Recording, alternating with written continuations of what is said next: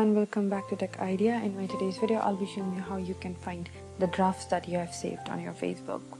But before I proceed with my today's video, give a thumbs up to our videos, subscribe to our channel, and hit the bell icon to get notification whenever we upload something new. Now without further ado, let's start with our today's video. Log into your Facebook from any browser and go to Pages from your left hand side. Select the page that you would like. From your left hand side, go to Publishing Tools, and here you will find drafts. All the drafts that you have saved will be found here. Since I don't have any draft posts, that's why I'm not able to show you any example. If you have any, it will be viewed here.